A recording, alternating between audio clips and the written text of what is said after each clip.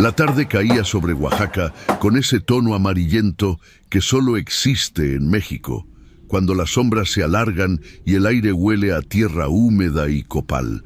Tomás Aguirre caminaba por las calles empedradas del centro histórico, sus pasos resonando contra las fachadas coloniales mientras se dirigía a su taller de carpintería. A sus 45 años, las canas comenzaban a asomarse en sus sienes y las arrugas alrededor de sus ojos contaban historias de una vida de trabajo duro bajo el sol mexicano. La carpintería de Los Ángeles, como se llamaba su negocio, había sido fundada por su abuelo en 1890 y pasada a su padre, quien le enseñó el oficio desde niño. Tras la muerte de su progenitor durante la Revolución, Tomás asumió el control cuando apenas tenía 16 años. Su especialidad, heredada de generaciones, era la construcción de ataúdes. Un buen ataúd, solía decir su padre, es la última casa de un hombre. Debe ser tan digna como la primera. Al doblar la esquina de la calle Reforma, Tomás notó algo inusual. Un grupo de personas se había congregado frente a su taller. Entre ellos reconoció al padre Martínez, párroco de la iglesia de Santo Domingo, y al comisario Velasco, ambos con expresiones sombrías. Su estómago se contrajo con un presentimiento funesto. «Don Tomás», dijo el comisario al verlo, «tenemos que hablar». El interior de la carpintería olía a barniz fresco y a serrín. Las herramientas colgaban ordenadas en la pared y 3 ataúdes en diferentes etapas de construcción descansaban sobre caballetes. El más terminado, de cedro rojo, con intrincados grabados de ángeles y cruces, estaba destinado a don Ernesto Montalbán, un hacendado fallecido 2 días atrás.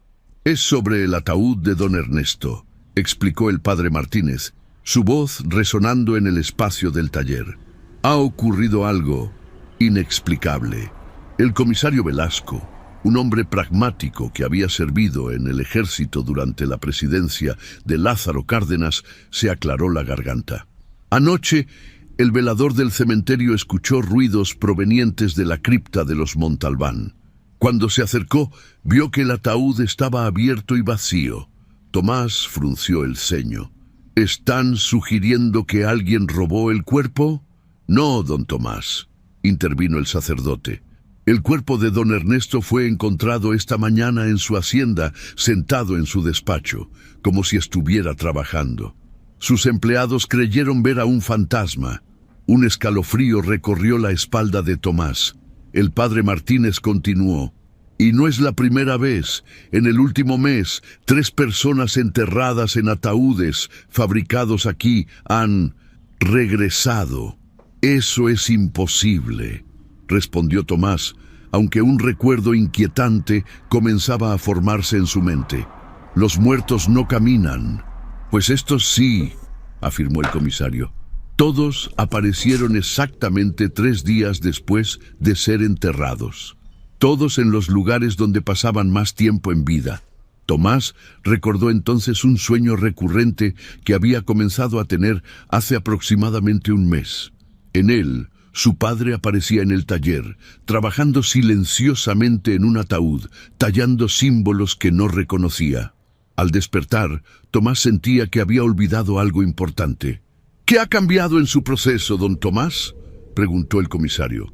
«¿Algún nuevo material, alguna técnica diferente?». Tomás negó con la cabeza, pero su mente repasaba cada detalle de sus últimos trabajos.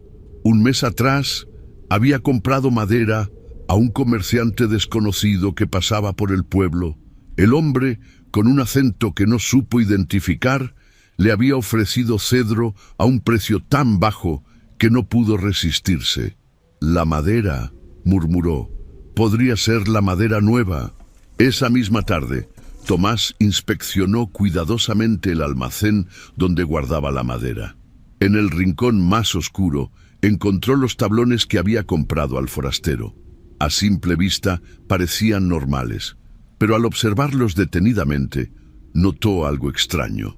Pequeñas vetas de un color rojizo que no había visto antes, que parecían formar patrones casi como si fueran símbolos. Decidido a resolver el misterio, Tomás buscó entre las pertenencias de su padre, conservadas en un viejo baúl. Entre planos y diseños, encontró un libro desgastado que nunca había abierto, escrito en un español antiguo y con ilustraciones de plantas y árboles. Una página marcada hablaba de un árbol mítico, llamado palo de sangre, que crecía en cementerios donde se practicaban rituales prehispánicos. Según la leyenda, cualquier ataúd construido con esta madera permitiría al difunto regresar 3 noches después, buscando completar asuntos pendientes. Un golpe en la puerta interrumpió su lectura. Era María Soledad, la viuda de don Ricardo Ibáñez, otro de los difuntos que había regresado. «Mi esposo volvió, don Tomás», dijo con voz temblorosa. «Estuvo en nuestra casa anoche, sentado junto a la cuna de nuestro hijo, como solía hacer. No parecía un fantasma sino él mismo, aunque con una tristeza infinita en los ojos». Tomás la invitó a entrar, ofreciéndole un vaso de agua y una silla. «¿Le habló?», preguntó con cautela. «Sí», respondió ella. «Me dijo que no podía descansar, porque había dejado algo importante sin resolver». Mencionó unos documentos escondidos en el forro de su silla de montar, papeles que prueban que mi cuñado ha estado robando de las cuentas del rancho. Esa noche, Tomás no pudo dormir. Recordó otros casos. Don Ernesto había regresado a su despacho, donde guardaba su testamento. Doña Concepción Morales había aparecido en su cocina, donde, según decían sus hijos, había escondido sus joyas familiares. Don Ricardo había vuelto junto a su hijo recién nacido, a quien apenas conoció en vida. Todos tenían asuntos pendientes. Todos regresaban para completar lo que la muerte había interrumpido. Al amanecer, Tomás tomó una decisión. Con manos temblorosas, encendió el fogón del taller y comenzó a arrojar los tablones de cedro maldito al fuego. La madera ardió con un color extraño, entre verde y azul, desprendiendo un olor dulzón que le recordaba a las flores de cempasúchil del Día de Muertos. Mientras las llamas consumían la madera, el padre Martínez entró al taller. «¿Qué está haciendo, don Tomás?» «Corrigiendo un error, padre», respondió sin apartar la mirada del fuego. «Esta madera no debería existir». El sacerdote observó las llamas danzantes y luego miró a Tomás con expresión grave. «¿Sabe qué ocurrirá con aquellos que ya fueron enterrados en ataúdes hechos con esta madera?» Tomás negó con la cabeza. «Hay más cosas entre el cielo y la tierra de las que podemos entender, don Tomás», continuó el sacerdote. «La frontera entre la vida y la muerte siempre ha sido más delgada en estas tierras. Nuestros antepasados lo sabían bien». Esa tarde, mientras Tomás limpiaba su taller, un niño llegó corriendo con un mensaje. Don Javier Mendoza, el propietario de la funeraria local, requería urgentemente sus servicios. La esposa de don Javier había fallecido repentinamente de un ataque al corazón. Con el corazón pesado, Tomás reunió sus herramientas. No tenía más madera que la común, la que había utilizado durante años antes de la llegada del misterioso comerciante. Mientras se dirigía a la funeraria, la última luz del día se desvanecía, tiñendo el cielo de un rojo intenso que le recordó las vetas extrañas en la madera maldita.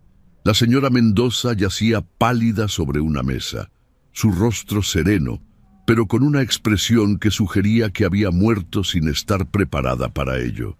Don Javier, destrozado por el dolor, le explicó a Tomás que su esposa había estado ordenando documentos para su hija, que vivía en la capital, cartas y fotografías familiares que quería preservar. «Nunca terminó», sollozó el viudo. Decía que era su último deseo dejar todo en orden para Carmela.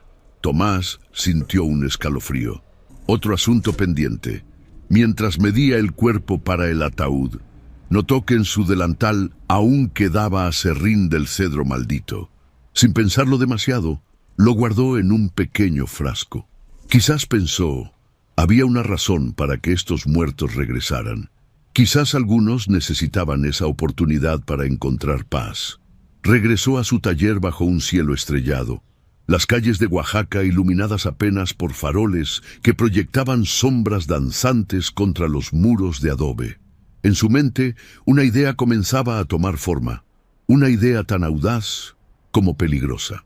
Si la madera permitía a los muertos regresar para resolver asuntos pendientes, ¿no sería un acto de misericordia ofrecerles esa oportunidad?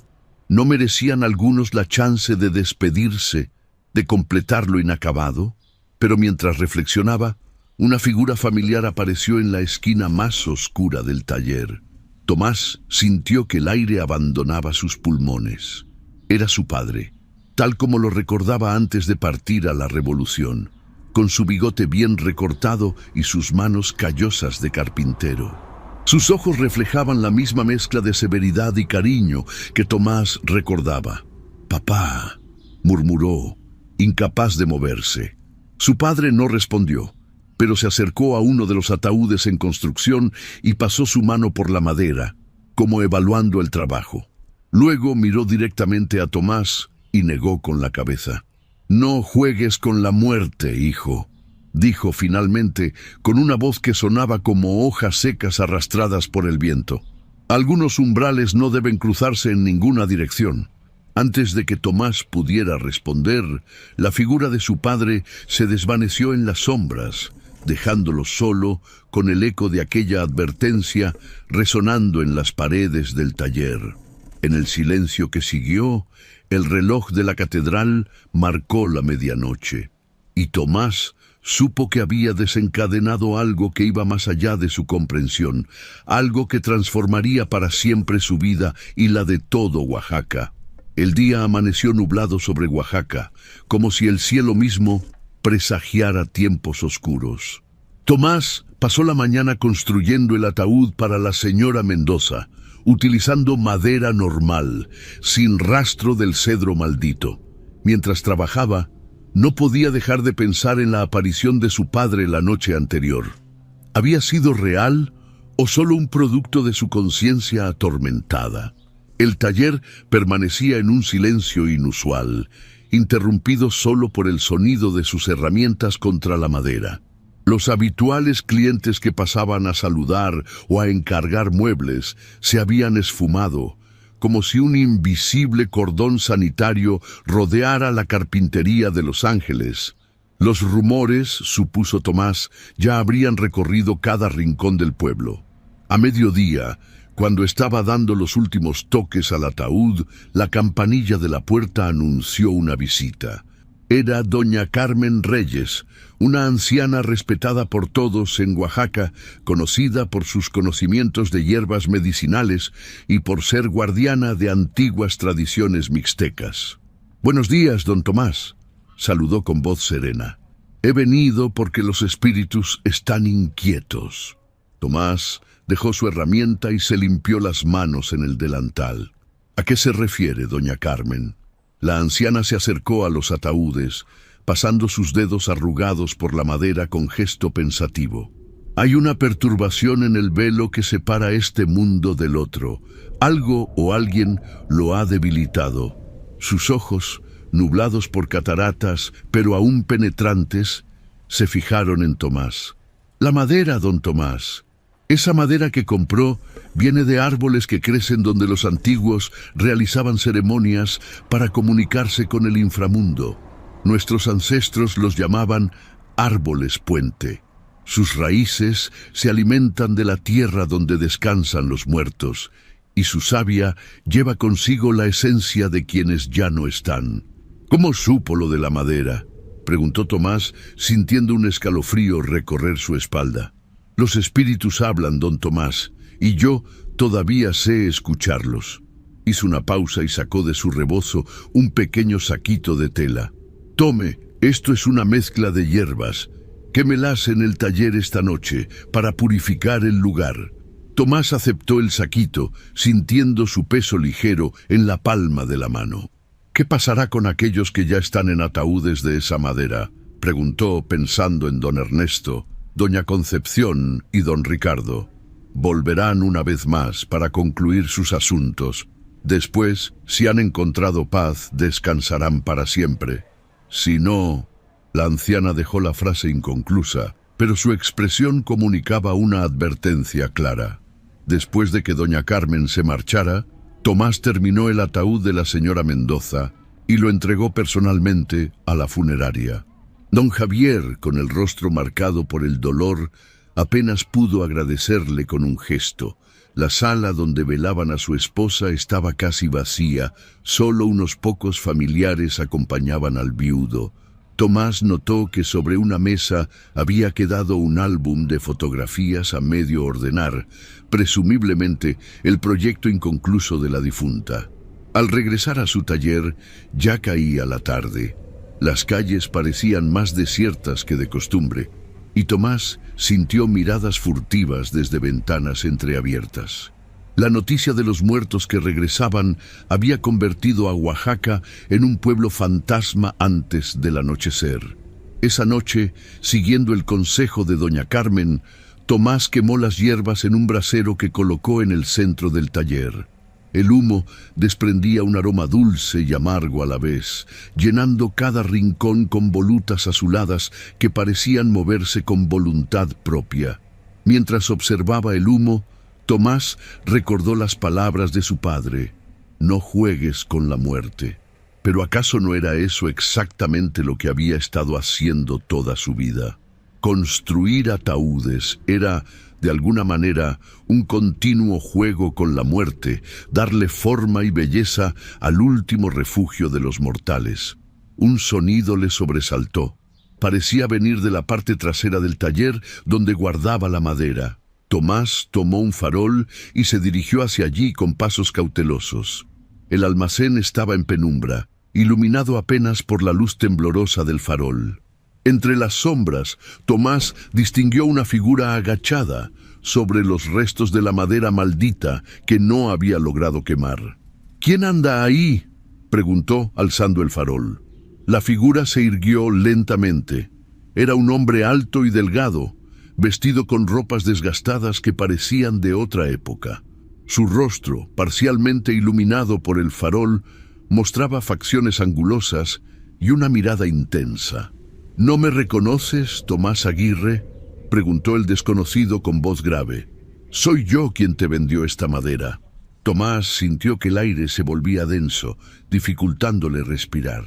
«¿Quién es usted realmente? ¿Y qué quiere?». El hombre sonrió, una sonrisa desprovista de alegría. «Me conocen por muchos nombres. En estas tierras, los antiguos me llamaban Mictlantecutli, el señor del inframundo. Otros me han llamado simplemente Muerte». Tomás retrocedió un paso, incrédulo ante lo que escuchaba. «Eso es imposible. Usted es solo un comerciante». «Solo un comerciante. Soy el guardián del umbral, Tomás. Y tú has estado jugando con mis dominios». Se acercó a Tomás, quien permaneció paralizado. «Cada cultura tiene sus propias reglas para tratar con los muertos», continuó el extraño. «Aquí, en estas tierras, siempre hubo respeto por ese balance. Hasta ahora», señaló los restos de madera. «Te di esa madera como una prueba. Quería ver qué harías con ella». «¿Una prueba?». Tomás sintió que la ira reemplazaba al miedo. «Ha causado caos y sufrimiento en el pueblo». «¿Sufrimiento?». El hombre arqueó una ceja. «O quizás consuelo». Don Ricardo pudo asegurar el futuro de su hijo. Doña Concepción logró que sus joyas familiares permanecieran en su linaje. Don Ernesto corrigió injusticias en su testamento. Todos encontraron paz. Hizo una pausa, observando las reacciones de Tomás. «La verdadera pregunta, carpintero, es ¿qué harás ahora que conoces el poder de esta madera?». Antes de que Tomás pudiera responder, un grito desgarrador rompió el silencio de la noche. Venía de la calle. Ambos se dirigieron a la puerta del taller. Afuera, un grupo de vecinos se había congregado frente a la casa de los Mendoza, donde esa misma tarde habían velado a la esposa del funerario. «¡Un milagro!», gritaba una mujer. «Doña Teresa ha vuelto». Tomás miró al extraño comerciante confundido. «Pero yo no usé la madera maldita para su ataúd». El hombre sonrió enigmáticamente. ¿Estás seguro, carpintero? Recuerda bien. Tomás entonces recordó el aserrín del cedro maldito que había guardado en un frasco. Lo había colocado debajo del forro del ataúd, movido por la compasión hacia don Javier y su hija, pensando que quizás Teresa Mendoza merecía la oportunidad de completar su tarea pendiente. Sin mediar más palabras, Tomás corrió hacia la casa de los Mendoza, seguido por el misterioso comerciante. Al llegar, encontró la puerta abierta y un grupo de personas amontonadas en la entrada, algunas llorando, otras rezando. En el interior, sentada junto a una mesa donde estaba el álbum de fotografías, se encontraba Teresa Mendoza. Su piel tenía un tono ceniciento y sus movimientos eran lentos, pero metódicamente ordenaba fotografías y escribía nombres y fechas en los márgenes de las páginas. Don Javier permanecía de pie a unos metros, petrificado, con el rostro descompuesto por una mezcla de terror y esperanza. Junto a él, una joven que Tomás supuso era Carmela, la hija, lloraba silenciosamente. Al verlos entrar, Teresa levantó la vista. «Javier, Carmela», dijo con voz que sonaba como un susurro lejano. «Estoy terminando lo que prometí, nuestras memorias familiares, para que nunca me olviden». Tomás sintió la presencia del comerciante a su espalda. «3 días», murmuró el extraño al oído de Tomás. 3 días tiene para completar su tarea, ni uno más, ni uno menos. Durante las siguientes horas, la noticia de que Teresa Mendoza había regresado corrió como pólvora por Oaxaca. El comisario Velasco intentó mantener el orden, pero pronto la casa se llenó de curiosos que querían ver el milagro. El padre Martínez llegó para bendecir la casa, aunque su rostro reflejaba más preocupación que convicción en sus propios rezos. Tomás permaneció en la casa de los Mendoza hasta el amanecer, observando a Teresa trabajar incansablemente en su álbum. A veces parecía olvidar momentáneamente dónde estaba, y sus ojos adquirían una expresión ausente. En esos momentos, Tomás notaba un olor a tierra húmeda emanando de ella. Con las primeras luces del día, Tomás regresó a su taller, exhausto física y emocionalmente. El comerciante había desaparecido durante la noche sin despedirse, pero Tomás sabía que no había visto lo último de él. Al entrar al taller, encontró a doña Carmen Reyes sentada junto al brasero, donde aún ardían débilmente las hierbas. «Has desatado fuerzas que no comprendes, don Tomás», dijo la anciana sin preámbulos. «No fue mi intención», respondió Tomás, desplomándose en una silla. «Solo quería ayudar». Las intenciones poco importan cuando se trata de las leyes que gobiernan la vida y la muerte. La anciana removió las cenizas del brasero. El hombre que te vendió esa madera no es humano, Tomás. Es una manifestación del antiguo dios de la muerte, que ha caminado por estas tierras desde antes de la llegada de los españoles. Me dijo que era una prueba, y lo es. Una prueba para ti, para el pueblo, para todos nosotros. Doña Carmen se levantó con dificultad. Los antiguos mixtecas creían que la muerte no era el fin, sino una transición, pero también sabían que los muertos deben permanecer en su reino y los vivos en el suyo. Cuando ese equilibrio se rompe, ocurren desgracias. ¿Qué desgracias? Teresa solo está terminando su álbum de fotos, por ahora. La mirada de la anciana se ensombreció. Pero la frontera entre los mundos se debilita con cada regreso, y no todos los que vuelven tienen intenciones tan inocentes como ordenar fotografías. Antes de marcharse, doña Carmen le entregó a Tomás un pequeño bulto envuelto en tela. «Cenizas de copal y semillas de maíz negro», explicó. «Si las cosas se salen de control, quema esto y reza a todos los santos que conozcas». Esa tarde, Tomás intentó retomar su trabajo normal, construyendo una mesa encargada por el boticario local, pero no podía concentrarse. Sus pensamientos volvían una y otra vez a Teresa Mendoza y a las palabras del misterioso comerciante. Cuando el sol comenzaba a ponerse, la campana de la iglesia sonó con un repique fuera de horario. Tomás salió a la calle y vio a la gente correr hacia la plaza principal. Al llegar allí, encontró al padre Martínez de pie en los escalones de la iglesia, con el rostro pálido. «¡Atención, pueblo de Oaxaca!», gritó el sacerdote cuando la multitud se reunió. «Lo que estamos presenciando no es obra de Dios, sino del diablo». Los murmullos recorrieron la plaza. «Teresa Mendoza no ha resucitado», continuó el padre.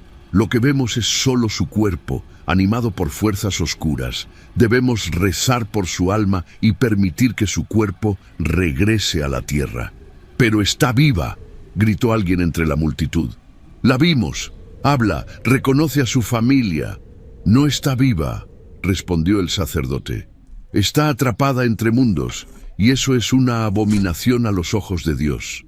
El comisario Velasco, parado junto al padre, tomó entonces la palabra. «Por orden de las autoridades, nadie debe acercarse a la casa de los Mendoza.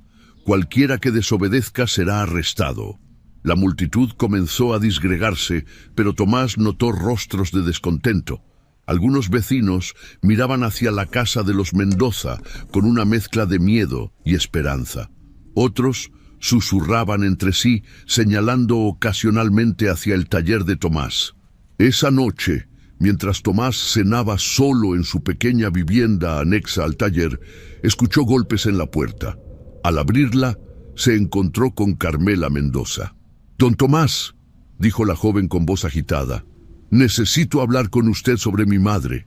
Tomás la invitó a entrar, ofreciéndole una taza de chocolate caliente para combatir el frío que había descendido sobre Oaxaca.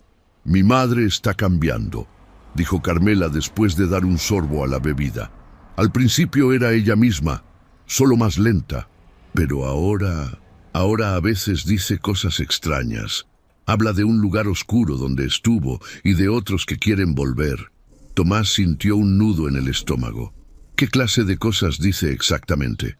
«Dice que hay una fila de personas esperando su turno para regresar, que todos tienen asuntos pendientes». Carmela bajó la voz y mencionó a un hombre alto y delgado que les promete 3 días para completar lo que dejaron sin terminar.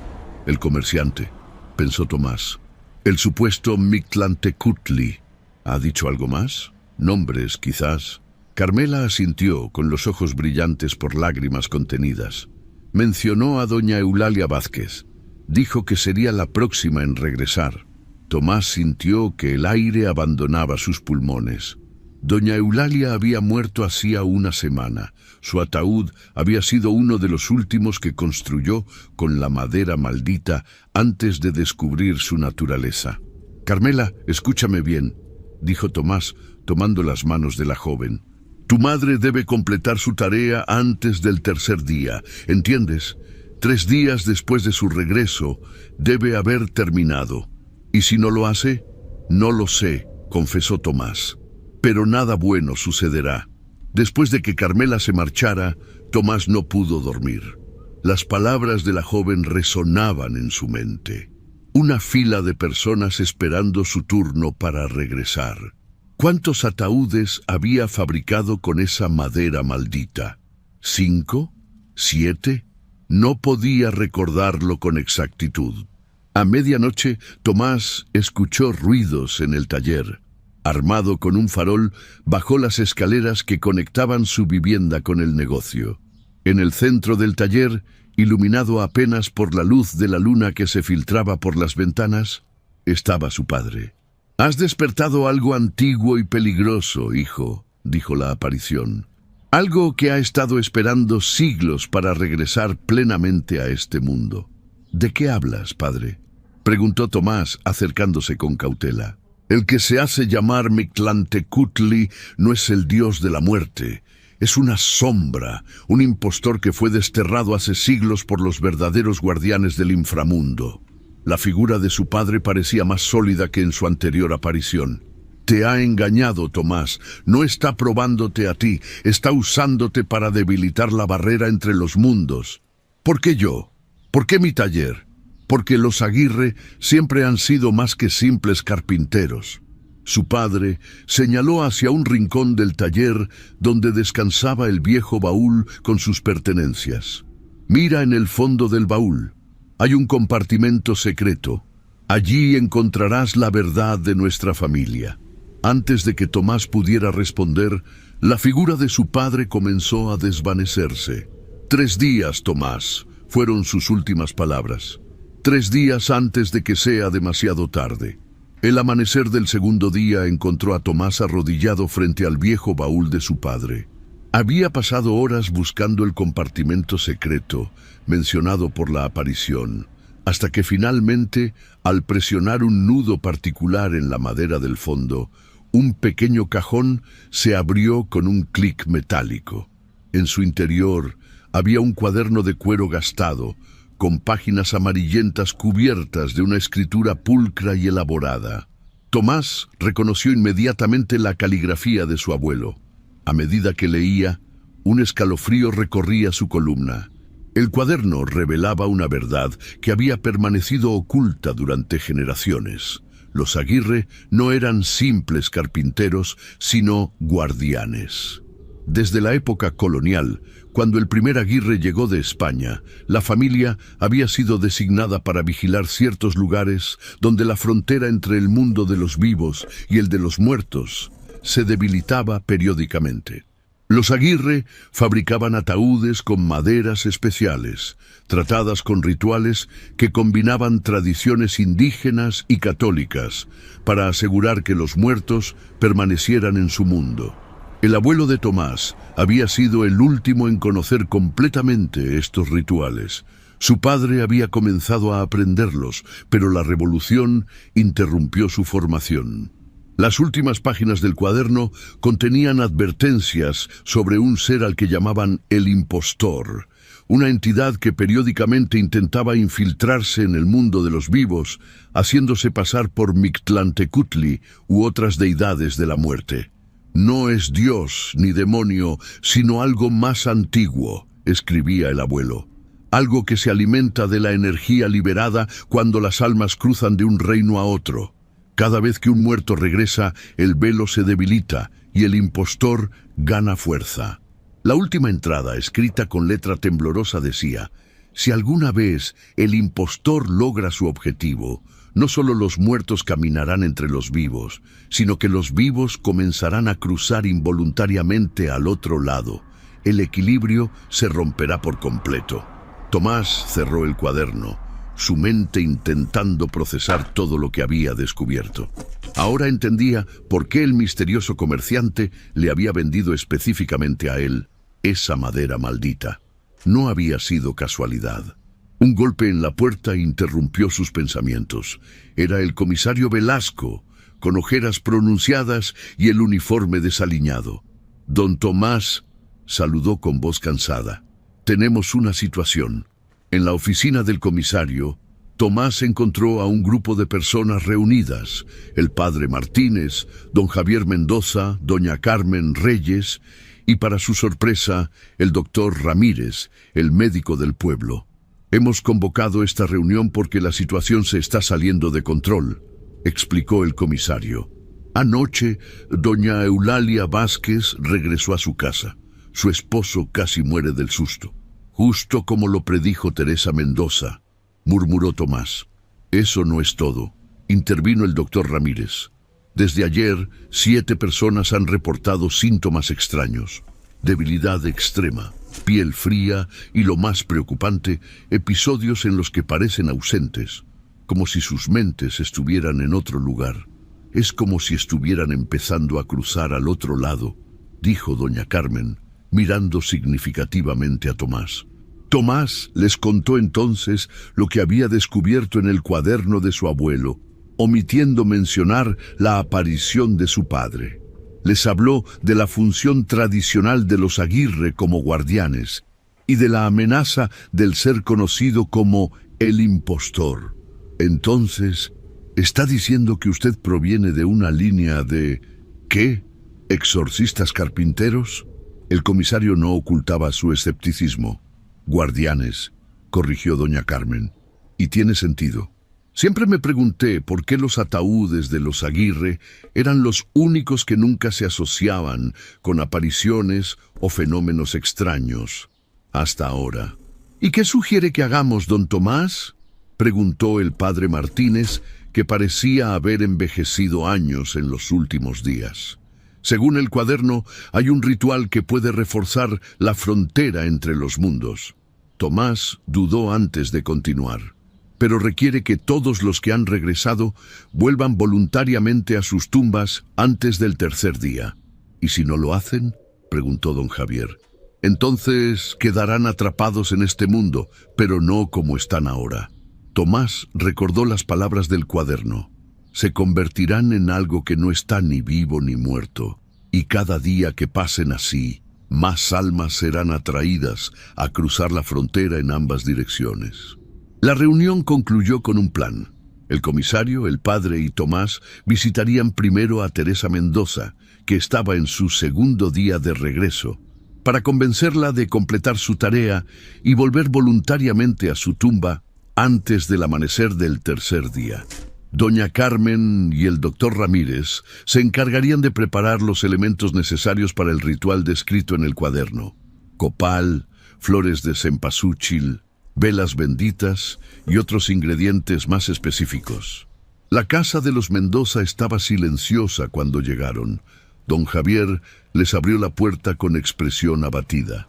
«No ha dejado de trabajar en ese álbum», susurró, guiándoles hasta la sala. Teresa estaba sentada junto a la misma mesa, su piel ahora con un tono grisáceo y sus movimientos más mecánicos. El álbum de fotografías estaba casi completo. «Teresa», dijo don Javier suavemente, «han venido a hablar contigo». La mujer levantó la vista. Sus ojos, antes cálidos, tenían ahora una cualidad vidriosa que resultaba perturbadora. «Casi termino», dijo con voz distante. «Solo faltan las últimas páginas. Las fotos de nuestra boda, Javier, y las de Carmela cuando era bebé». Tomás dio un paso adelante. «Doña Teresa, necesitamos hablar sobre lo que ocurrirá cuando complete su tarea». «Lo sé», respondió ella sin dejar de ordenar fotografías. «Él me lo explicó. El hombre alto. Dijo que cuando termine, tendré que elegir». «¿Elegir qué?», preguntó el padre Martínez. «¿Quedarme o volver?». Teresa miró directamente al sacerdote. Dijo que podía permanecer en este mundo si así lo deseaba, que podría estar con mi familia para siempre. Tomás sintió un escalofrío. Eso no era lo que decía el cuaderno de su abuelo, era otra mentira del impostor. «Doña Teresa», dijo Tomás con firmeza, «ese hombre la engañó. Si se queda más allá del tercer día, no permanecerá como está ahora. Se convertirá en algo diferente, algo que ya no será usted». Teresa dejó de trabajar en el álbum, sus manos quedando inmóviles sobre las fotografías. «¿Cómo lo sabe?». Su voz sonaba más cercana a la Teresa que Tomás recordaba.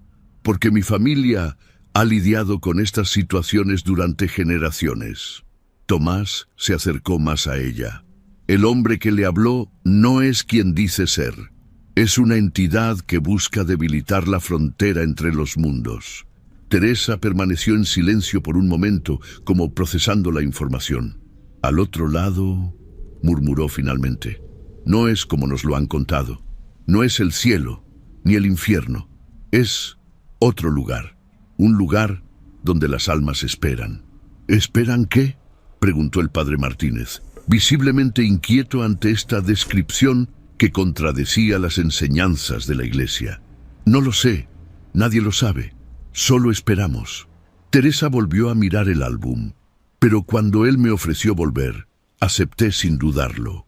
Necesitaba terminar esto para Carmela. Tomás colocó una mano sobre el hombro de Teresa, sorprendido por lo fría que se sentía su piel.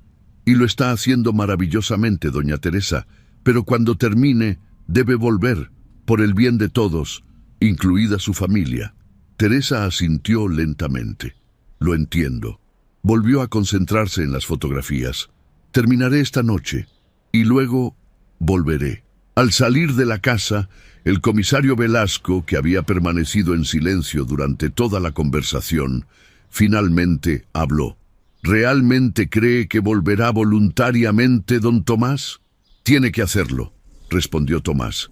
De lo contrario, todos estaremos en peligro. Esa tarde, mientras regresaba a su taller para recoger algunos elementos necesarios para el ritual, Tomás se encontró con el comerciante. El hombre estaba parado frente a la carpintería de Los Ángeles, como si hubiera estado esperándole. «Has estado ocupado, carpintero», dijo con su voz grave, «desenterrando secretos familiares, organizando reuniones con las autoridades». «Tú no eres Mictlantecutli», respondió Tomás, enfrentándole. «Eres el impostor, el que mi familia ha mantenido a raya durante generaciones». El hombre sonrió, pero su sonrisa no alcanzó sus ojos, que permanecieron fríos y calculadores. «Nombres, etiquetas. ¿Qué importa cómo me llamen? Lo relevante es lo que puedo ofrecer». Hizo un gesto amplio hacia el pueblo. «Les estoy dando a tus vecinos algo que todos desean, una segunda oportunidad, la posibilidad de terminar lo que dejaron pendiente, a cambio de debilitar la frontera entre los mundos. Una pequeña cuota por un servicio tan valioso, ¿no crees?» Tomás notó entonces algo extraño. La sombra del comerciante no correspondía a su figura. Era más grande, más deforme, con extremidades alargadas que se extendían como tentáculos. «¿Qué eres realmente?», preguntó Tomás, incapaz de apartar la mirada de aquella sombra antinatural. El comerciante se acercó, y por un instante su rostro pareció fluctuar, revelando brevemente algo que no era humano. «Soy lo que ha existido desde antes que los primeros humanos soñaran con dioses. Soy lo que acecha en los umbrales, lo que susurra en la oscuridad». Su voz adquirió un timbre múltiple, como si varias voces hablaran al unísono. «Y tú, Tomás Aguirre, me has dado la oportunidad que he estado esperando durante siglos. ¿Por qué yo? Porque eres un guardián que olvidó su propósito, un eslabón débil en una cadena antigua». El comerciante señaló el taller. «Esta tierra donde tu taller se levanta es un punto de poder, un nodo donde los mundos se acercan. Por eso tu familia se estableció aquí. Por eso construían ataúdes especiales para mantener fuerte la barrera». Tomás recordó entonces algo que había leído en el cuaderno. Ciertos lugares de Oaxaca eran considerados puertas potenciales entre mundos. El terreno donde se asentaba la carpintería de Los Ángeles había sido específicamente elegido por su primer ancestro en llegar a México. «No lograrás lo que te propones», dijo Tomás con más convicción de la que sentía. «Realizaremos el ritual y enviaremos a todos los que han regresado de vuelta a donde pertenecen». El comerciante soltó una carcajada que sonó como piedras chocando. «¿Todos? ¿Estás seguro de que son solo los que conoces?». Se acercó aún más a Tomás. «¿Qué hay de doña Eulalia y de don Sebastián Quirós, enterrado hace 3 semanas? ¿Y de la pequeña Rosa Martínez, que falleció durante el parto el mes pasado?». Tomás sintió que el suelo se movía bajo sus pies. No recordaba haber usado la madera maldita para el ataúd de la niña. Como leyendo sus pensamientos, el comerciante continuó. «No solo es la madera, carpintero. Una vez que la puerta comienza a abrirse, otros pueden encontrar su camino de vuelta, especialmente los que tienen asuntos pendientes muy poderosos». Hizo una pausa, como una madre que nunca pudo sostener a su bebé en brazos. Antes de que Tomás pudiera responder, el sonido de la campana de la iglesia resonó por el pueblo, con un repique urgente que indicaba emergencia. «Parece que te necesitan, guardián», dijo el comerciante con tono burlón. «Mejor date prisa». Cuando Tomás llegó a la plaza, encontró un caos. Un grupo de personas se había reunido frente a la iglesia, donde el padre Martínez intentaba mantener la calma. Entre la multitud, Tomás distinguió varias figuras de piel grisácea, los muertos que habían regresado. «¡Don Tomás!». El comisario Velasco se abrió paso hacia él. «La situación se está descontrolando. Hay más apariciones de las que pensábamos». «Lo sé», respondió Tomás, buscando con la mirada a doña Carmen. El ritual debe realizarse esta noche, antes de que sea demasiado tarde. En el centro de la plaza, una mujer joven sostenía un bulto envuelto en mantas. Con horror, Tomás reconoció a Lucía Martínez y supo que el bulto en sus brazos era su hija fallecida. «No la tomarán de nuevo», gritaba Lucía, alejándose cuando alguien intentaba acercarse. «Es mi hija. Ha vuelto a mí». El padre Martínez se acercó a ella con las manos extendidas en gesto pacificador. «Lucía, lo que sostienes no es tu hija, es solo una sombra, una manifestación que debe regresar al otro lado». «Miente». La mujer abrazó con más fuerza el bulto. «Respira, la he visto sonreír». «Es mi Rosa». Tomás intercambió una mirada con el comisario. La situación era más grave de lo que habían anticipado. En ese momento, doña Carmen emergió de entre la multitud. «El ritual está preparado», dijo en voz baja a Tomás. «Pero necesitamos que todos los que han regresado estén presentes y que acepten volver voluntariamente». «Algunos no querrán irse», respondió Tomás, mirando a Lucía Martínez meciendo a su bebé muerto. «Entonces fracasaremos y el velo caerá completamente», sentenció la anciana. «Y lo que venga después será peor que cualquier cosa que hayamos imaginado». La tarde dio paso al crepúsculo, y con la oscuridad creciente, más figuras comenzaron a emerger de las sombras de Oaxaca. Algunos eran reconocibles como personas fallecidas recientemente, pero otros eran más antiguos, con ropajes de otras épocas y miradas perdidas, como si hubieran olvidado por qué habían regresado. En el cementerio, iluminado por antorchas y velas, doña Carmen había preparado un círculo de flores de cempasúchil, copal ardiendo en braseros y pequeñas ofrendas de pan de muerto, chocolate y frutas. El padre Martínez, a pesar de sus reservas iniciales, se había unido para aportar oraciones católicas al ritual sincrético. «Debemos comenzar pronto», urgió doña Carmen a Tomás. «La frontera se debilita con cada minuto que pasa». «Aún falta Teresa Mendoza», respondió Tomás, mirando ansiosamente hacia la entrada del cementerio. «Y muchos otros. No podemos esperar a todos. Comenzaremos con los que están aquí». En el centro del círculo ritual se encontraban 5 de los regresados, incluida doña Eulalia Vázquez. Todos habían aceptado volver, aunque algunos con más reticencia que otros. Doña Carmen comenzó a cantar en una mezcla de español y mixteco, mientras el padre Martínez recitaba oraciones en latín. Tomás, siguiendo las instrucciones del cuaderno de su abuelo, caminaba alrededor del círculo con un sahumerio de copal, trazando símbolos en el aire. El ambiente se cargó de una energía extraña, pesada. Las llamas de las velas se estiraron verticalmente, a pesar de la brisa nocturna. En ese momento, Teresa Mendoza apareció en la entrada del cementerio, acompañada por su esposo e hija. En sus manos llevaba el álbum de fotografías completado. «He terminado», anunció, uniéndose al círculo. «Estoy lista para volver». Doña Carmen asintió con aprobación, pero su expresión se tensó al mirar más allá de Teresa. «Tenemos compañía», murmuró. El comerciante, el impostor, se acercaba caminando tranquilamente entre las tumbas. A su alrededor, las sombras parecían moverse con vida propia y el aire se volvía más frío a su paso. «Un espectáculo interesante», comentó al llegar al borde del círculo. «Los vivos y los muertos, unidos en un último baile». «No interrumpirás este ritual», advirtió Tomás, interponiéndose entre él y el círculo. El impostor sonrió, y por un instante su rostro volvió a fluctuar, revelando algo antiguo y hambriento detrás de su máscara humana. «No necesito interrumpirlo, guardián. Ya es demasiado tarde». Con un gesto señaló hacia el pueblo. A lo lejos se escuchaban gritos y se veían luces moviéndose frenéticamente.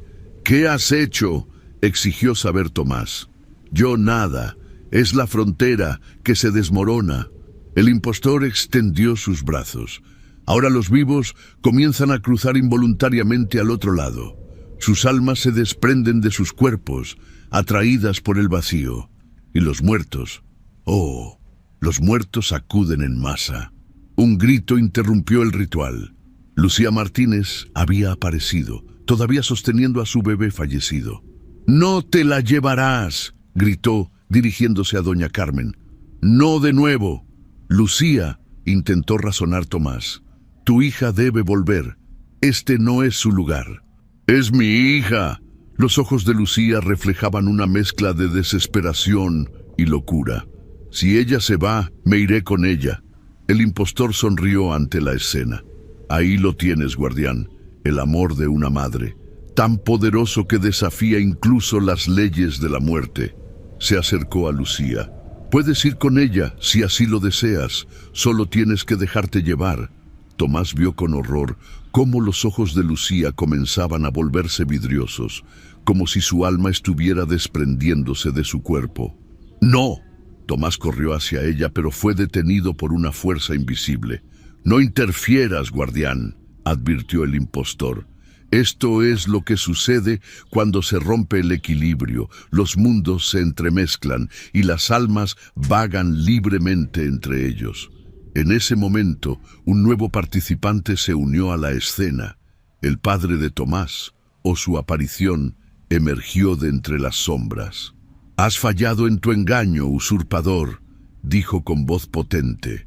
«Los Aguirre pueden haber olvidado temporalmente su propósito, pero la sangre de los guardianes sigue corriendo por las venas de mi hijo». El impostor se volvió, su expresión cambiando de confianza a preocupación. «Tú no deberías estar aquí», siseó. «Tu tiempo ya pasó.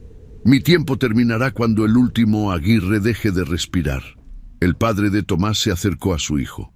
«Recuerda la frase, Tomás, la que está tallada en cada ataúd que nuestra familia ha construido durante generaciones». Tomás cerró los ojos concentrándose. Recordó el lema familiar, las palabras que su padre le había enseñado a tallar en la madera cuando era apenas un niño. «Que la tierra te reciba y el cielo te acoja. Descansa en paz hasta el día del juicio». «En latín», urgió su padre. «Dilo en latín, como te enseñé». Tomás repitió la frase en latín, palabras que había aprendido de memoria sin entender completamente su significado. «Terra te suscipiat, caelum te accipiat, requiescat in pace usque ad diem judici». Al pronunciar estas palabras, algo cambió en el ambiente. Las velas del ritual ardieron con más intensidad, y un viento que parecía surgir de la nada comenzó a arremolinarse alrededor del círculo.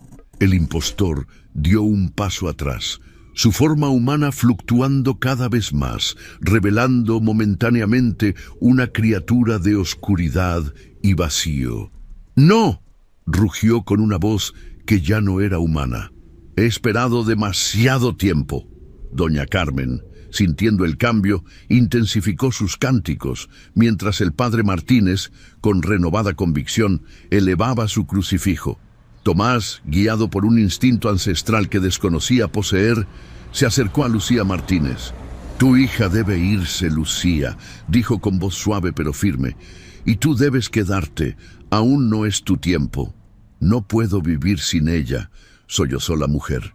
«No te pido que vivas sin ella, te pido que vivas por ella». Tomás colocó una mano sobre el bulto inerte. «Déjala ir en paz, Lucía. Es lo último que puedes hacer por ella como madre». Algo en sus palabras pareció alcanzar a la mujer. Con lágrimas corriendo por sus mejillas, Lucía besó la frente de su bebé fallecida y lentamente la colocó en el suelo dentro del círculo. «Te amo, mi pequeña Rosa», susurró. «Te esperaré al otro lado, cuando sea mi hora». Con este último acto de aceptación, el ritual alcanzó su punto culminante. Las flores de cempasúchil comenzaron a brillar con una luz dorada, y el copal formó figuras etéreas que danzaban en el aire.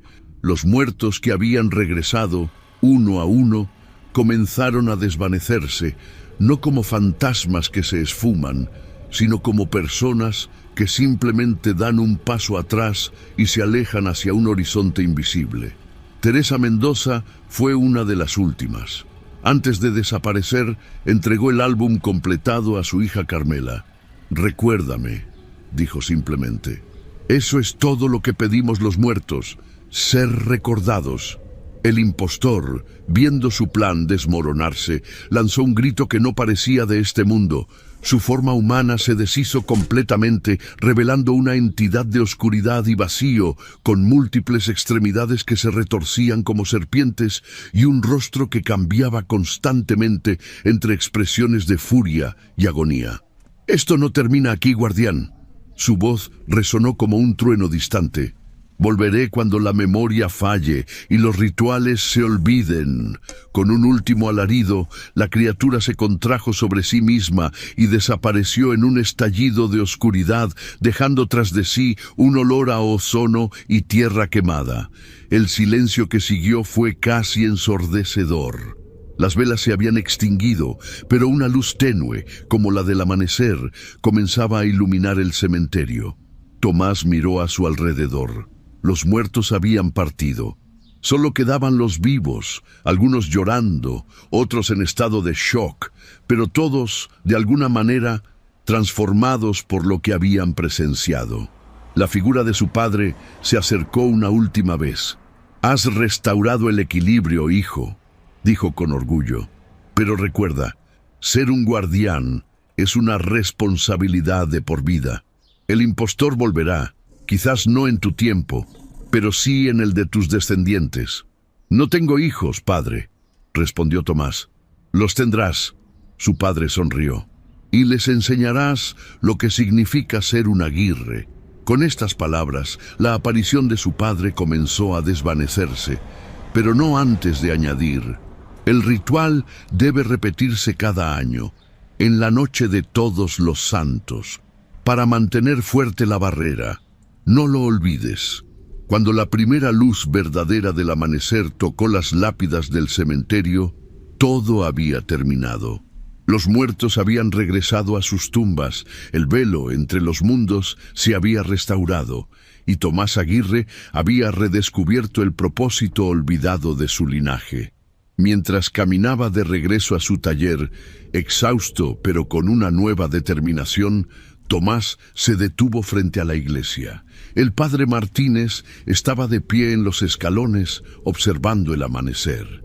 «¿Qué hacemos ahora, don Tomás?», preguntó el sacerdote. «¿Cómo explicamos lo que ha ocurrido?».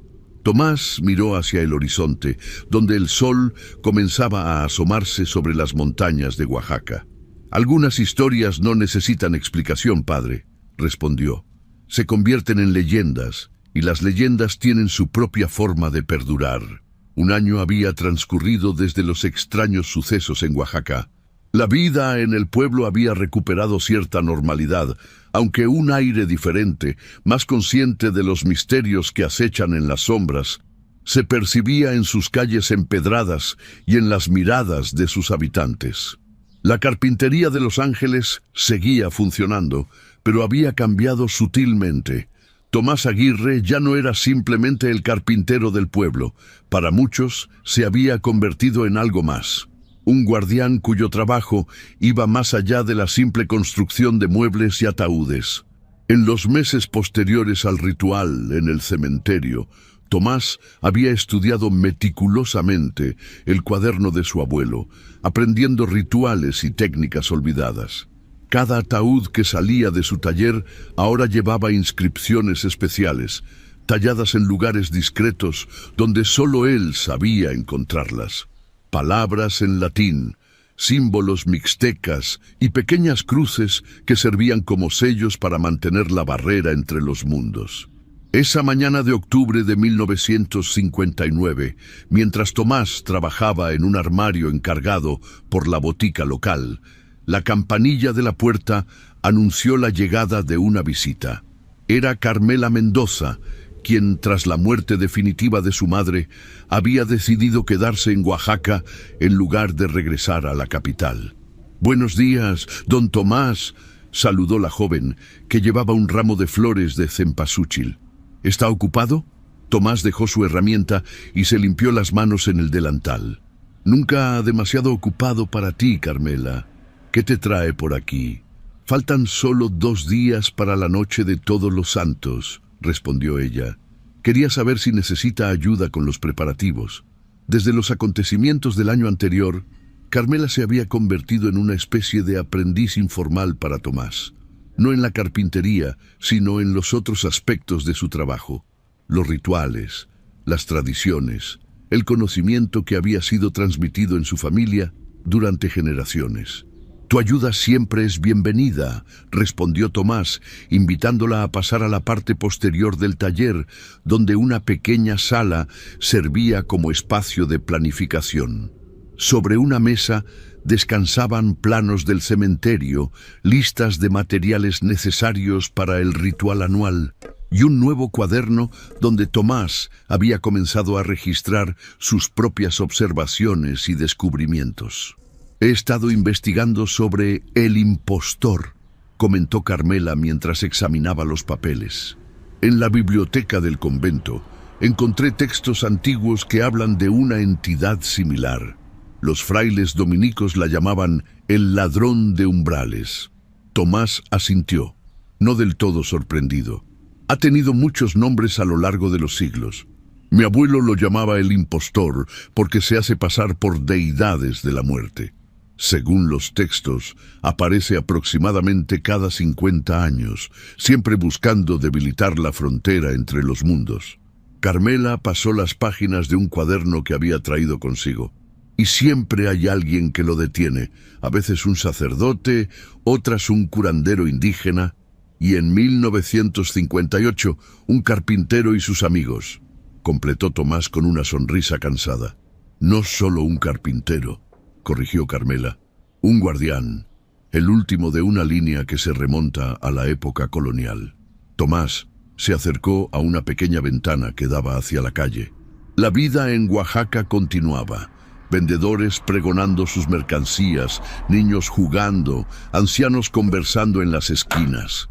Muy pocos recordaban con claridad lo sucedido el año anterior. La mente humana tiene una asombrosa capacidad para racionalizar lo inexplicable, para convertir lo sobrenatural en simples historias para asustar a los niños. «¿Crees que volverá?», preguntó Carmela, con voz apenas audible. Tomás se giró para mirarla, sus ojos reflejando una certeza que había madurado durante el último año. «No tengo dudas. El impostor es paciente. Puede esperar décadas, incluso siglos, pero siempre regresa, buscando una grieta en la barrera, un guardián que haya olvidado su propósito». La joven asintió, aceptando esta verdad con una madurez que iba más allá de sus años. El encuentro con lo sobrenatural la había cambiado, igual que a todos los que estuvieron presentes aquella noche en el cementerio. «Por eso es tan importante el ritual anual», continuó Tomás. «No solo recordamos a nuestros muertos, reforzamos la barrera que los mantiene en su mundo y a nosotros en el nuestro». «Un equilibrio necesario», murmuró Carmela. «Exactamente». Tomás volvió a la mesa y desplegó un mapa detallado del cementerio. «Este año, el ritual debe ser más elaborado. He estado estudiando las notas de mi abuelo sobre cómo los ciclos lunares afectan la fuerza del velo entre mundos. La próxima noche de Todos los Santos coincide con luna nueva, lo que significa que la barrera estará naturalmente más débil». Ambos se sumergieron en los preparativos, discutiendo la ubicación exacta donde debía establecerse el círculo ritual, los ingredientes adicionales que necesitarían y las oraciones específicas que debían recitarse. La tarde avanzó mientras trabajaban, el sol de octubre filtrándose por las ventanas y proyectando sombras cada vez más alargadas sobre el suelo del taller. Cuando la luz comenzaba a desvanecerse, la campanilla de la puerta volvió a sonar. Esta vez era el padre Martínez, cuyo cabello parecía haber encanecido considerablemente en el último año. «Don Tomás, Carmela», saludó el sacerdote quitándose el sombrero. «Veo que ya están con los preparativos. Padre, pase». Tomás le ofreció asiento. Estábamos discutiendo los detalles para el ritual de pasado mañana. El sacerdote tomó asiento con un suspiro cansado. Desde los eventos del año anterior, había experimentado una profunda crisis de fe, seguida por una reconciliación más madura con sus creencias. Ya no veía contradicción entre los rituales católicos y las tradiciones indígenas. Para él, ambos eran caminos hacia la misma verdad espiritual. «He recibido noticias inquietantes», dijo tras un momento de silencio. «Doña Carmen Reyes ha tenido sueños. Dice que las almas están intranquilas al otro lado». Tomás y Carmela intercambiaron miradas preocupadas. «¿Qué clase de sueños?», preguntó Tomás. «Sueños donde los muertos se amontonan cerca de la barrera, como si esperaran algo». El padre se persignó y dice que ha visto a un hombre alto y delgado caminando entre ellos, susurrándoles promesas. Un escalofrío recorrió la espalda de Tomás. La descripción coincidía perfectamente con el impostor. «Pensé que tendríamos más tiempo», murmuró, «que no regresaría tan pronto». «Quizás no planea cruzar aún», sugirió Carmela. «Tal vez solo está preparando el terreno». El padre Martínez asintió gravemente.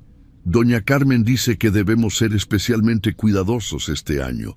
Si el ritual falla, si la barrera se debilita de nuevo». No necesitó terminar la frase. Todos recordaban vívidamente el caos del año anterior. Los muertos caminando entre los vivos, las almas de los vivos comenzando a desprenderse de sus cuerpos, atraídas por el vacío al otro lado. «No fallará», afirmó Tomás con determinación. «Esta vez estamos preparados». La reunión continuó hasta bien entrada la noche, añadiendo nuevos elementos al ritual basados en las visiones de doña Carmen. Cuando finalmente el padre Martínez se marchó, Carmela permaneció, ayudando a Tomás a organizar los materiales que necesitarían. «Hay algo que no le hemos dicho al padre», comentó Carmela mientras envolvía cuidadosamente unas velas especiales en papel de seda. «¿Sobre qué?». «Sobre la otra parte del ritual, la que mencionan los textos dominicos». La joven dudó antes de continuar. «Según lo que leí, se necesita un ancla, alguien que mantenga abierto un pequeño conducto controlado entre los mundos, para que las almas inquietas puedan comunicarse brevemente antes de que la barrera se selle completamente». Tomás dejó lo que estaba haciendo, sorprendido por esta información. «Mi abuelo no menciona nada de eso en su cuaderno. Quizás lo desconocía, o quizás...». Carmela vaciló. Quizás es algo que los Aguirre hacían instintivamente, sin saber que formaba parte esencial del ritual. Tomás reflexionó sobre esta posibilidad. Era cierto que durante generaciones los Aguirre habían actuado como intermediarios entre el mundo de los vivos y los muertos, aunque fuera solo a través de la construcción de ataúdes. Podría ser que este papel fuera más profundo de lo que imaginaban.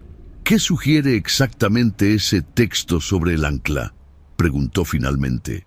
«Dice que debe ser alguien que haya mirado directamente al otro lado, alguien que haya estado en presencia de la muerte, pero haya regresado». Carmela lo miró significativamente.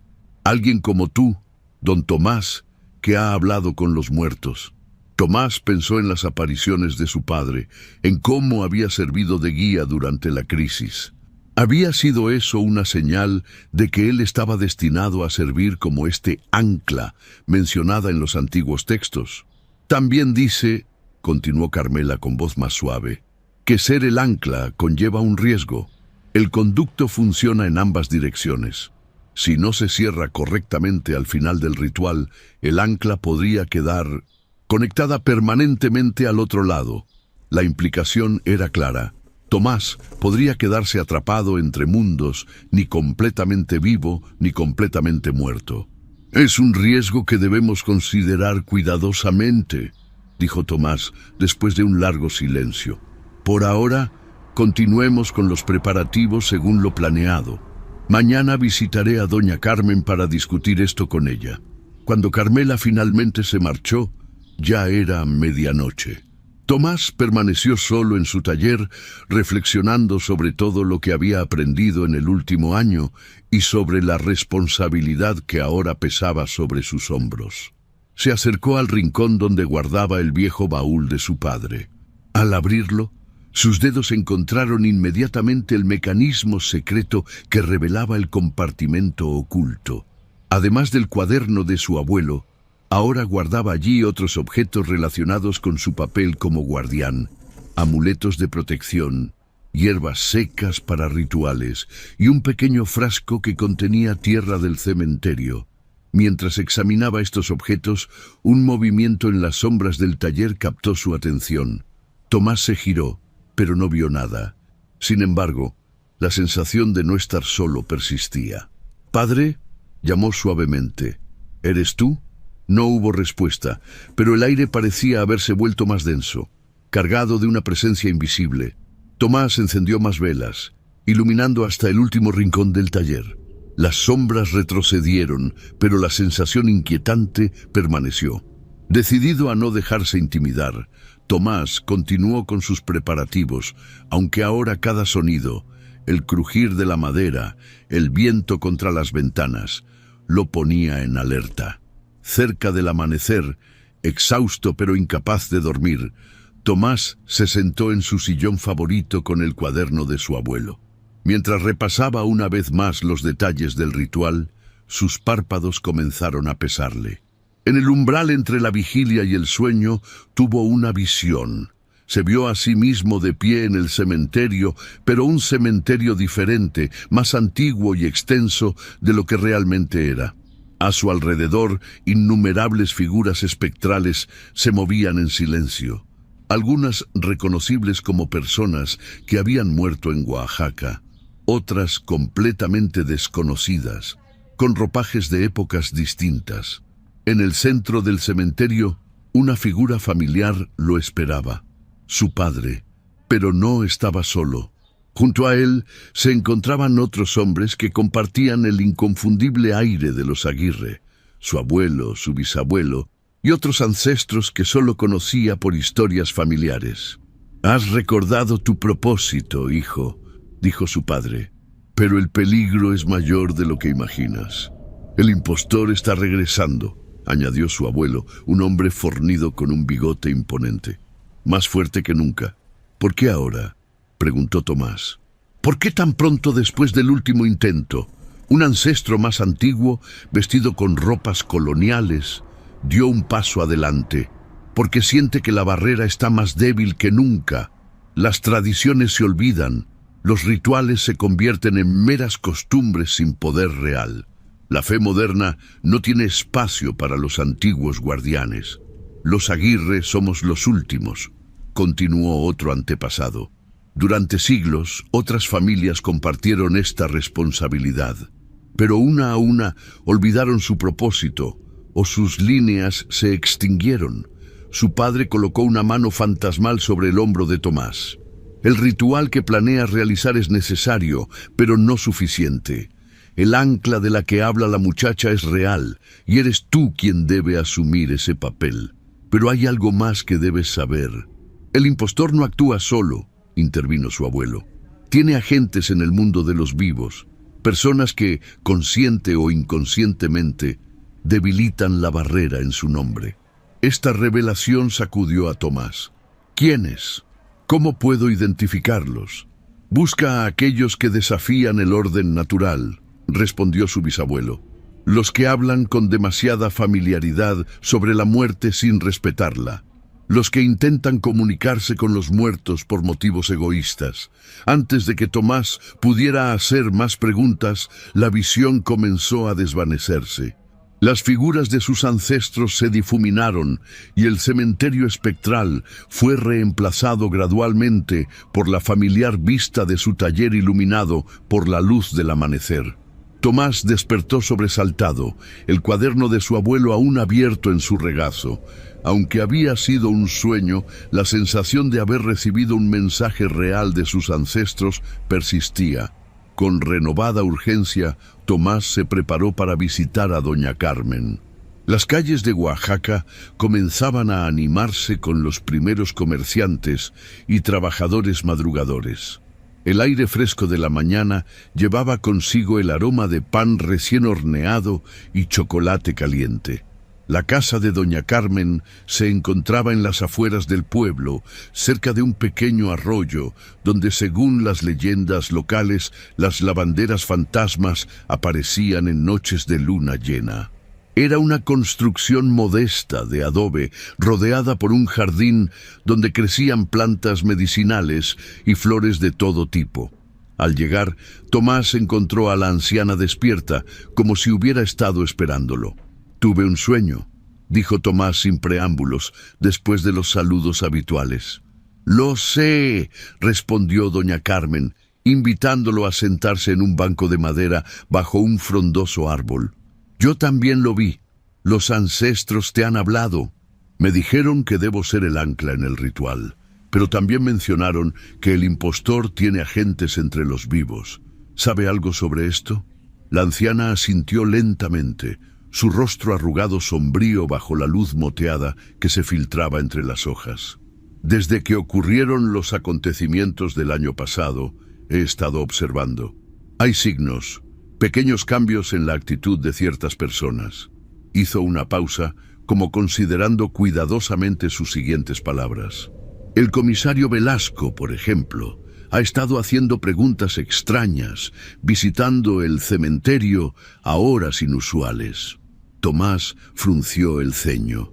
El comisario había sido un aliado fundamental durante la crisis anterior. ¿Cree que está trabajando conscientemente para el impostor? No necesariamente de forma consciente. El impostor influye en las mentes susceptibles, en aquellos que han sufrido pérdidas recientes o que albergan resentimientos profundos. Tomás recordó entonces que el comisario había perdido a su esposa 2 años atrás, una pérdida de la que nunca pareció recuperarse completamente. ¿Quién más? Don Federico Torres, el nuevo maestro. Ha estado enseñando a los niños canciones antiguas, olvidadas, con letras que hablan de abrir puertas entre mundos. La anciana bajó aún más la voz. Y está Javier Mendoza, el viudo de Teresa. Tomás se sorprendió. Él vio de primera mano el peligro que representa el impostor. Precisamente por eso, la pérdida lo ha consumido, Tomás. Desde que Teresa volvió brevemente y luego partió definitivamente, no ha sido el mismo. Creo que estaría dispuesto a hacer cualquier cosa por verla de nuevo, incluso si eso significa ayudar a romper la barrera entre los mundos. Esta información complicaba considerablemente los planes para el ritual. Si realmente había agentes del impostor entre los habitantes de Oaxaca, el peligro era mucho mayor de lo anticipado. Sobre ser el ancla, continuó doña Carmen cambiando de tema. Es cierto que debes asumir ese papel, pero no estarás solo.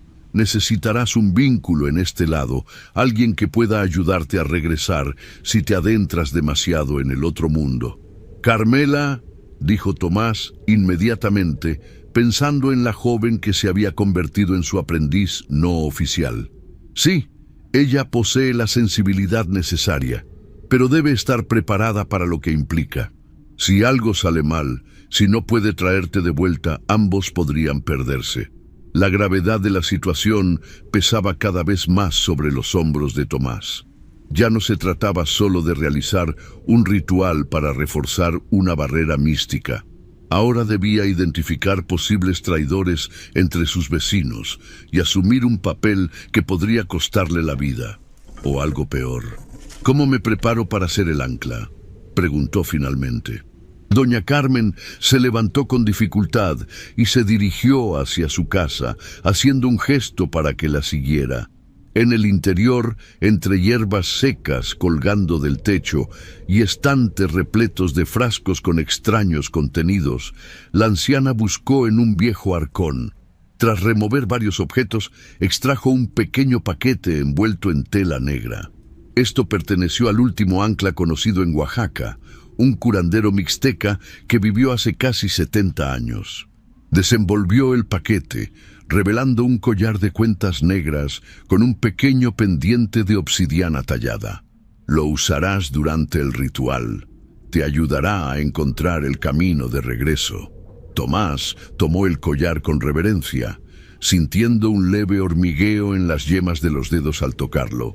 ¿Quién fue ese curandero? ¿Qué le sucedió? Su nombre era Bautista Flores. Realizó el ritual durante una época particularmente turbulenta, en plena revolución, cuando la muerte acechaba en cada esquina. Los ojos de doña Carmen se nublaron con el recuerdo. El ritual tuvo éxito, la barrera se fortaleció, pero él cambió. Podía ver a los muertos todo el tiempo después de eso, escuchar sus lamentos. Vivió 20 años más, pero nunca volvió a ser el mismo. Un destino sombrío, pensó Tomás, preguntándose si él terminaría de la misma manera. Atrapado entre mundos, viendo constantemente lo que los demás no podían ver. Hay una forma de protegerse, añadió doña Carmen, como leyendo sus pensamientos. El ancla debe tener un propósito firme en este mundo, algo que lo ate a la vida con más fuerza que la atracción del otro lado. ¿Como qué? Amor, familia, una misión inconclusa. La anciana lo miró directamente a los ojos. ¿Qué te mantiene aquí, Tomás Aguirre? ¿Qué te haría luchar con uñas y dientes para regresar del umbral? La pregunta resonó profundamente en Tomás. A sus 46 años, vivía solo, dedicado a su oficio. Su vida social se limitaba a interacciones con clientes y asistencia ocasional a eventos del pueblo. Nunca se había casado, nunca había formado una familia propia. En ese momento, el rostro de Carmela apareció en su mente. No era un pensamiento romántico. La joven era mucho menor que él, pero había desarrollado un afecto paternal hacia ella, un deseo de protegerla y guiarla. ¿Sería eso suficiente para atarlo a este mundo? No lo sé, confesó honestamente. Entonces debes encontrarlo, y pronto. Doña Carmen volvió a envolver el collar en la tela negra. Lleva esto contigo, pero no lo uses hasta la noche del ritual. Y recuerda, Tomás, el ancla debe estar dispuesta a mirar directamente al abismo, pero también debe tener una razón imperiosa para dar la espalda a ese abismo y regresar. Esa tarde, mientras regresaba a su taller con el collar oculto en su bolsillo, Tomás reflexionó sobre las palabras de la anciana. ¿Qué lo mantendría anclado a la vida si se encontraba cara a cara con el otro lado? Su deber como guardián, su conexión con Carmela y los otros habitantes de Oaxaca. Al pasar frente a la oficina del comisario, notó que Velasco lo observaba desde la ventana con una expresión indescifrable. ¿Era simple curiosidad o había algo más siniestro en esa mirada? Tomás continuó su camino, decidiendo mantener los ojos abiertos, pero no actuar precipitadamente basado solo en sospechas. En el taller, encontró a Carmela esperándolo, acompañada por el padre Martínez. Ambos parecían tensos. «Ha ocurrido algo, don Tomás», dijo el sacerdote tan pronto como entró. «Alguien profanó el altar que estábamos preparando en el cementerio». «¿Qué?». Tomás sintió que su corazón se aceleraba. «¿Cuándo?». «Debe haber sido durante la noche», respondió Carmela. «Esta mañana encontramos las flores arrancadas, las velas rotas y los símbolos que dibujamos en la tierra estaban alterados». «¿Alterados cómo?». «Invertidos», explicó el padre Martínez, haciendo la señal de la cruz, como si alguien hubiera querido transformar un ritual de protección en uno de invocación. La teoría de doña Carmen sobre agentes del impostor entre los habitantes de Oaxaca cobraba cada vez más sentido. «Debemos redoblar la vigilancia», dijo Tomás. «A partir de ahora no trabajaremos solos, siempre en grupos de al menos 3 personas». Les contó sobre su visita a doña Carmen y las sospechas sobre posibles infiltrados, aunque omitió mencionar nombres específicos. No quería sembrar desconfianza sin pruebas concretas. También les explicó su papel como ancla en el ritual y la necesidad de que Carmela sirviera como su vínculo con este mundo. «Es peligroso», advirtió el padre Martínez. «Muy peligroso». «Lo sé», respondió Tomás, «pero es necesario. Sin un ancla, el ritual no funcionará completamente y la barrera seguirá debilitándose. Carmela, que había escuchado en silencio, finalmente habló. Estoy dispuesta a ser tu vínculo, don Tomás, pero debes prometerme que lucharás con todas tus fuerzas para regresar. Sus ojos, jóvenes pero cargados de una sabiduría nacida del dolor, se fijaron en los suyos. Tomás reconoció en ellos la misma determinación que sentía crecer en su interior. Lo prometo, Carmela, regresaré. Esa noche, los tres reconstruyeron el altar profanado en el cementerio, esta vez añadiendo protecciones adicionales sugeridas por doña Carmen, sal purificada formando un círculo exterior, medallones benditos enterrados en puntos estratégicos y oraciones especiales recitadas en cada esquina del área designada para el ritual. Mientras trabajaban bajo la luz de las antorchas, Tomás notó una figura observándolos desde la distancia. Al principio pensó que podría ser el sepulturero o algún curioso, pero cuando intentó distinguir mejor sus rasgos, la figura se desvaneció entre las sombras de las tumbas. «Estamos siendo vigilados», murmuró a sus compañeros. «Manténganse alerta». La víspera del Día de Todos los Santos amaneció con un cielo plomizo sobre Oaxaca. Nubes bajas y densas ocultaban las montañas circundantes y una humedad inusual impregnaba el aire, a pesar de estar en la temporada seca. «Mal presagio», comentó doña Carmen cuando se reunieron en la iglesia para los preparativos finales. El clima refleja la agitación en el otro lado. El grupo de confianza se había ampliado ligeramente. Además de Tomás, Carmela, el padre Martínez y doña Carmen, ahora incluía al doctor Ramírez, quien había demostrado ser un aliado valioso durante la crisis anterior, y a la hermana menor de Carmela, Luisa, una joven sensible que, según doña Carmen, poseía el don de ver más allá del velo. Notablemente ausentes estaban el comisario Velasco, quien había alegado tener que mantener el orden en el pueblo durante las festividades, y Javier Mendoza, a quien nadie había visto en los últimos 2 días. «El ritual debe comenzar exactamente a la medianoche», explicó Tomás, desplegando un diagrama detallado sobre una mesa. «Estaremos dispuestos en círculo, con el padre Martínez al este, doña Carmen al oeste, el doctor Ramírez al norte y Luisa al sur. Carmela y yo estaremos en el centro». Describió meticulosamente cada paso del ritual, las oraciones que debían recitarse, los movimientos que debían realizarse y las señales de advertencia a las que debían estar atentos. Si en algún momento ven que la llama de las velas se vuelve azul, o si sienten un frío repentino que no corresponde a la temperatura ambiental, o si escuchan voces que parecen venir de ninguna parte, deben alertar inmediatamente. Son signos de que la barrera se está debilitando peligrosamente.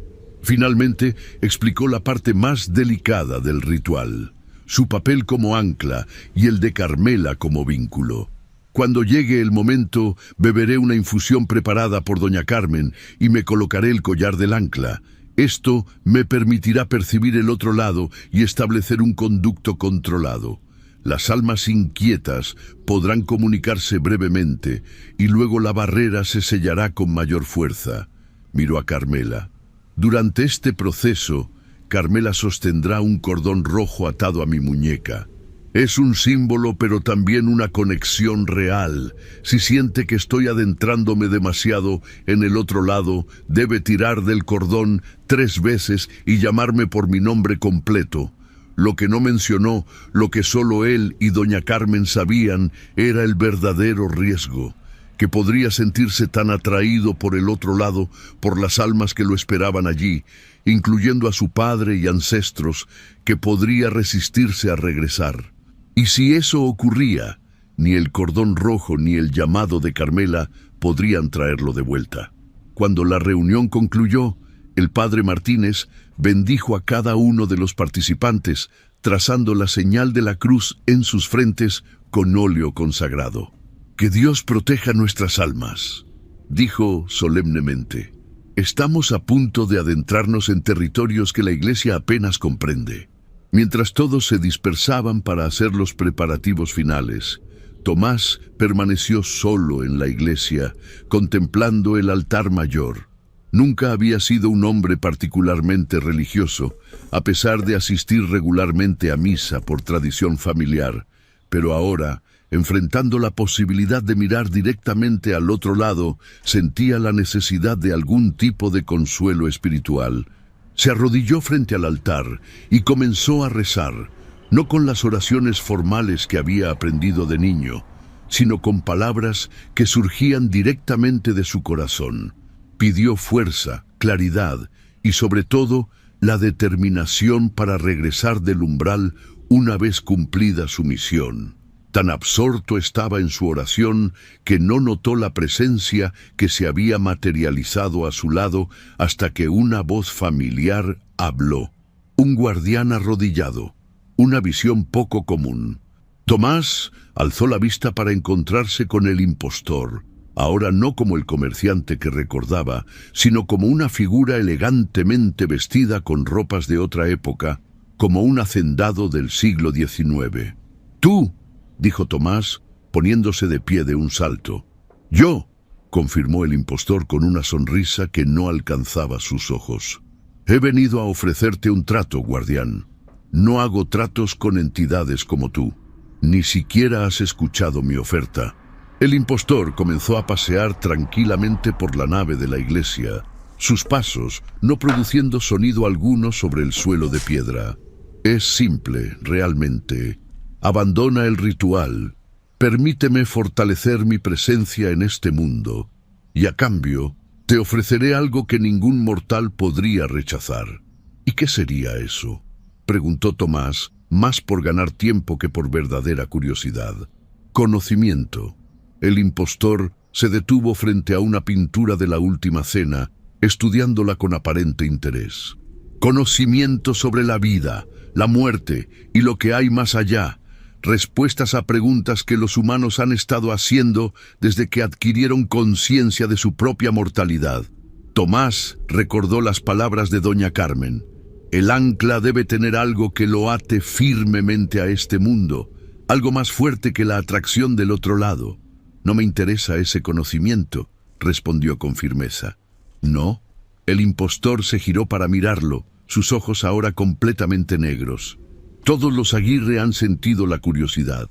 Es parte de lo que los hace guardianes efectivos, ese deseo de comprender lo que protegen.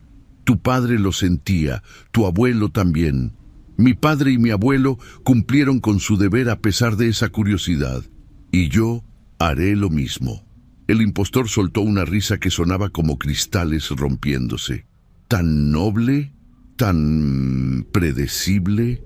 Su expresión se endureció. «Pero no estás solo en esto, guardián. Tengo aliados en este pueblo, personas que harían cualquier cosa por ver nuevamente a sus seres queridos. Lo sé, pero fallarán, igual que tú. ¿Estás seguro?». El impostor se acercó tanto que Tomás pudo sentir un frío sobrenatural emanando de él. «¿Qué pasaría si te dijera que uno de tus aliados más cercanos ya ha sido persuadido? ¿Que alguien en quien confías plenamente me ha prometido ayuda a cambio de un reencuentro?» La duda, semilla venenosa, se plantó en la mente de Tomás. ¿Se refería a Javier Mendoza, el viudo de Teresa? ¿O acaso insinuaba que alguien del círculo íntimo de confianza, Carmela, el padre Martínez, doña Carmen, había sido corrompido? «Mientes», dijo Tomás, aunque sin completa convicción. «A veces, pero no siempre. Esa es la belleza del engaño. Nunca sabes con certeza cuándo creer». El impostor dio un paso atrás. «Piénsalo, guardián. Hasta esta noche». Con estas palabras, la figura se desvaneció como niebla bajo el sol, dejando a Tomás solo en la iglesia, con la duda creciendo en su interior como una enfermedad. Cuando finalmente salió al atrio, el cielo se había oscurecido aún más. Un viento frío soplaba desde las montañas, trayendo consigo el olor a tierra mojada y flores marchitas. Las calles de Oaxaca, normalmente bulliciosas en vísperas de la celebración de Todos los Santos, parecían inusualmente vacías. Mientras caminaba hacia su taller, Tomás tomó una decisión. No permitiría que la semilla de la duda plantada por el impostor echara raíces. Confiaría en sus aliados, en aquellos que habían demostrado su valor durante la crisis anterior. Y si realmente había un traidor entre ellos, lo enfrentarían cuando llegara el momento.